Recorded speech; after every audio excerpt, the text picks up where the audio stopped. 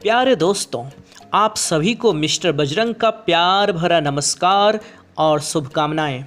दोस्तों, Bihar board inter परीक्षा के लिए मैंने आज हिंदी 100 अंक में जो छठा पाठ है जिसका नाम है एक लेख और एक पत्र, जिसके लेखक हैं सरदार भगत सिंह। भला उन्हें कौन नहीं जानता है ना, जिन्होंने नारा दिया था इनकलाब जिंदाबाद। उन्हीं के द्वारा लिखा गया पाठ एक लेख और एक पत्र।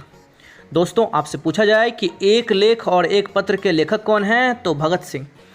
तो भगत सिंह के ही द्वारा लिखा गया एक लेख और एक पत्र जो पाठ है, उसका ऑब्जेक्टिव क्वेश्चन हम देखेंगे, जो परीक्षा के दृष्टिकोण से अत्यंत महत्वपूर्ण है।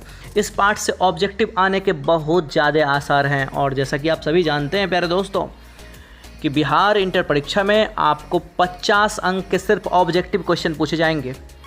तो इसलिए इस पाठ को पूरी तरह से खा पी और निगल जाओ। सारे चीज़ों को पहले कॉपी में नोट करो और फिर सबको कंप्लीट कर जाओ। मुँह ज़बानी याद कर लो, कभी भी कोई पूछे कोई ऑब्जेक्टिव झट से बता दो और गजब कर देना परीक्षा में।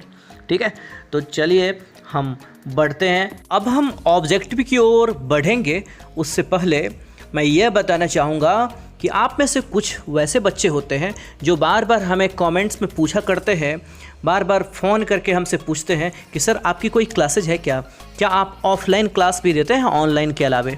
तो प्यारे दोस्तों, मैं ऑनलाइन और ऑफ़लाइन सारी व्यवस्था रखा हूँ। मेरे कोचिंग का नाम आप नीचे देख पा रहे हैं, थोड़ा छोटा दिया हूँ, be hero of English class. Be hero of English classes हमारे क्लास का नाम है और ये 2 हमारा कॉन्टैक्ट नंबर आप देख रहे हैं। आप इसमें पढ़कर सर्वश्रेष्ठ, विशेष, विलक्षण, सबसे आगे, सबसे बढ़कर और सबसे तेज हो जाते हैं। ठीक है दोस्तों, तो आप चाहें तो इस नंबर के जरिए आप व्हाट्सएप से हमसे जुड़कर अपनी जानकारी प्राप्त कर सकते हैं, कैसे आप लगातार ऑनलाइन और ऑफलाइन क्लास को कर सकते हैं, डेली बेसिस पर हमारी क्लास को कर सकते हैं। तो चलिए हम ऑब्जेक्टिव की ओर, इस पाठ के ऑब्जेक्टिव को देखते हैं। एक लेख और एक पत्र, जिसके लेखक हैं भगत सिंह। उस पाठ के तमाम ऑब्जेक्टिव क्वेश्चंस को देखते हैं। पहला प्रश्न है, भगत सिंह का जन्म कब हुआ? दोस्तों, भगत सिंह का जन्म 28 सितंबर 1907 ईस्वी को हुई थी। भगत सिंह का जन्म कब हुआ था? 28 सितंबर 1907 ईस्वी को। कॉपी में लिखते चले जाओ और साथ साथ गहरी निगाह से देख देख करके चीज़ों को कमांड करते चले जाइए, है ना। तो 28 सितंबर 1907। दूसरा प्रश्न है, भगत सिंह के पिता का नाम क्या था? इसका जवाब होगा सरदार किशन सिंह। ठीक है। तीसरा सवाल देखिए, भगत सिंह के चाचा का नाम क्या था? इसका उत्तर होगा अजीत सिंह। भगत सिंह के चाचा का नाम अजीत सिंह था। चौथा प्रश्न है, भगत सिंह के माँ का नाम क्या था? इसका सही जवाब होगा विद्यावती। भगत सिंह के माँ का नाम विद्यावती था। दोस्तों, 5वें नंबर का प्रश्न है, भगत सिंह का जन्म कहाँ हुआ था? दोस्तों, इसका सही जवाब होगा बांगा नाम का एक गांव है ना, पाकिस्तान में, बस वहीं पर इनका जन्म हुआ था। बांगा नाम का गांव किस जिला में पड़ता है पाकिस्तान में, मैं बता देता हूँ। वह है लायलपुर जिला। लायलपुर जिला, ठीक है। तो लायलपुर जिला के बांगा नाम का गांव है, उसी गांव में पाकिस्तान के अंदर उनका जन्म हुआ था। ठीक है। उस समय में भारत और पाकिस्तान तो अलग अलग नहीं थे, तो याद रखिए लायलपुर जिला के बांगा नामक गांव में इनका जन्म हुआ था, जो कि अभी पाकिस्तान में पड़ता है प्यारे विद्यार्थियों। ठीक है।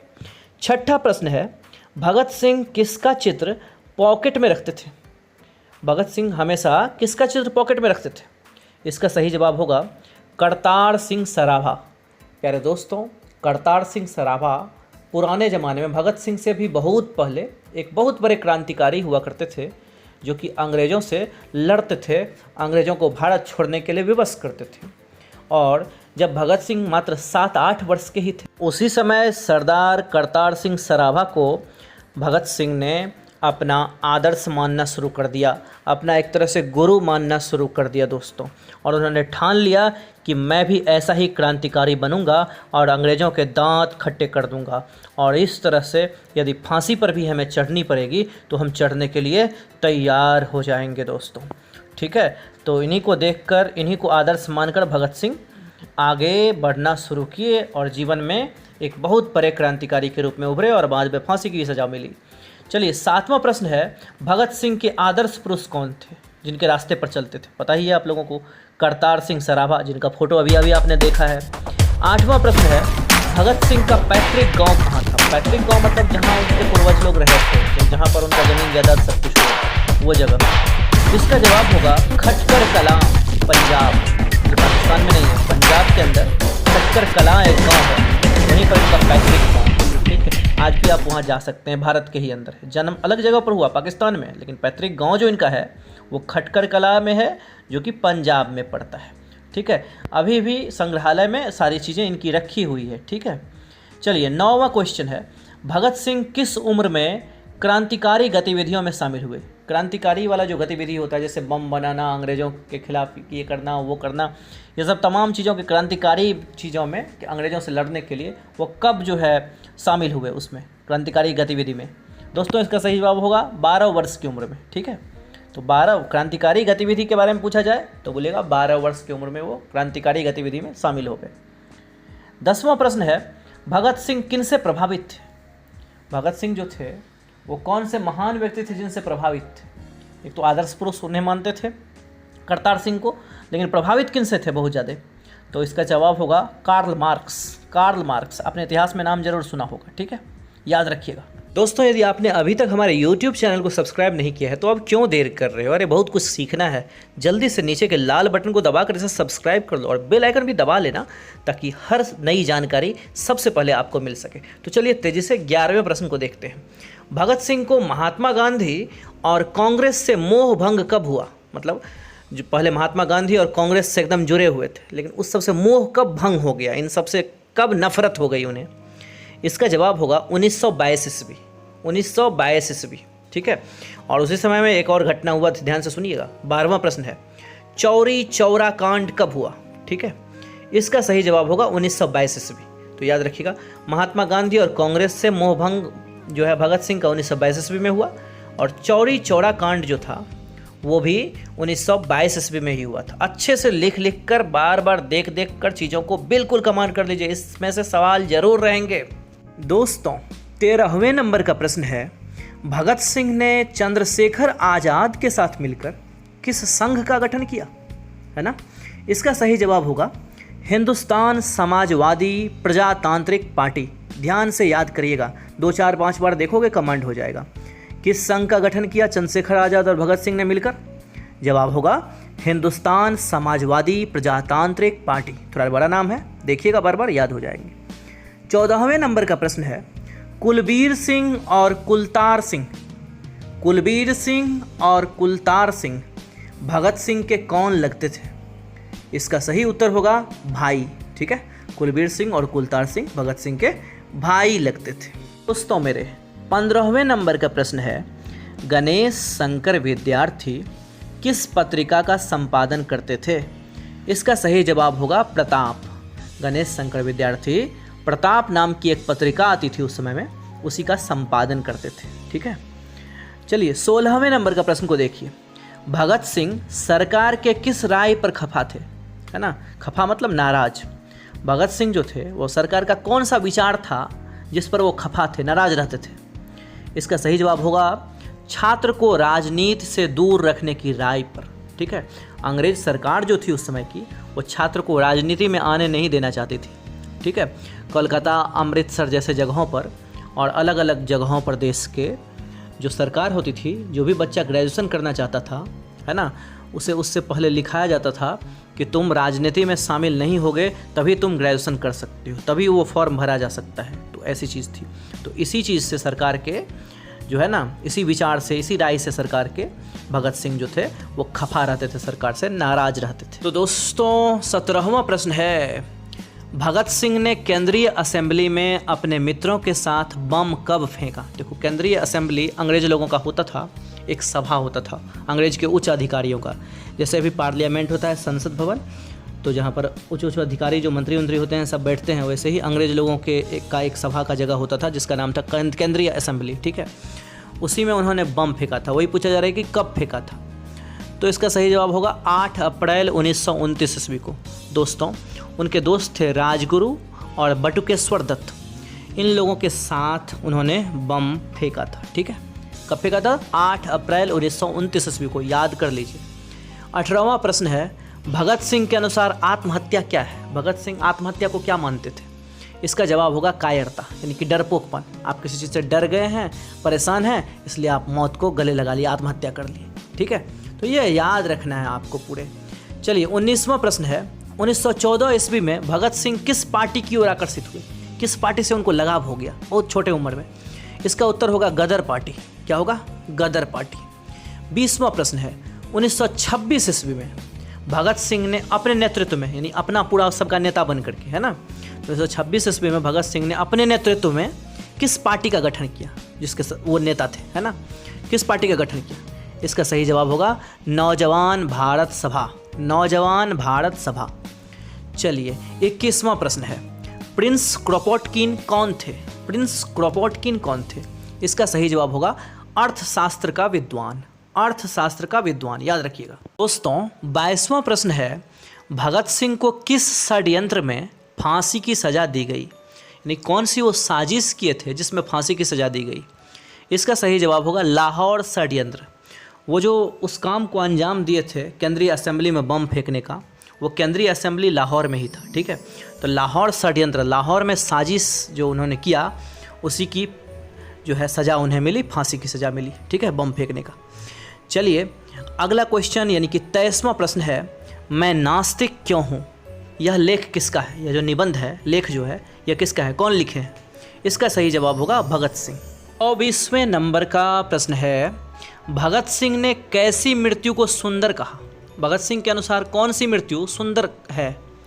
तो इसका जवाब होगा देश सेवा के बदले फांसी। देश सेवा करते हुए यदि फांसी मिल गई, है ना, यदि मौत दे दी गई, तो उसी को उन्होंने सुंदर मृत्यु कहा है। ठीक है, 25वां प्रश्न है, भगत सिंह के हृदय में किस तरह के भावना का कोई स्थान नहीं था? किस चीज़ को एकदम पसंद नहीं करते थे?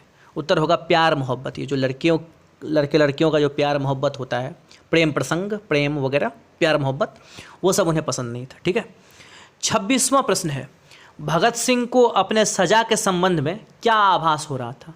उनको क्या लग रहा था कि कौन सी सज़ा मिलेगी, या क्या विश्वास था, या क्या आभास हो रहा था? कोई भी चीज़ पूछे तो जवाब दीजिएगा मृत्युदंड का, है ना। मृत्युदंड का उनको विश्वास हो रहा था, मृत्युदंड का उनको आभास हो रहा था कि हमको मृत्युदंड ही दी जाएगी, फांसी की सज़ा ही दे दी जाएगी, है ना, उम्र कैद की सज़ा या कुछ ऐसा नहीं होगा, है ना, जो दिया जाएगा वो मृत्युदंड का सज़ा होगा।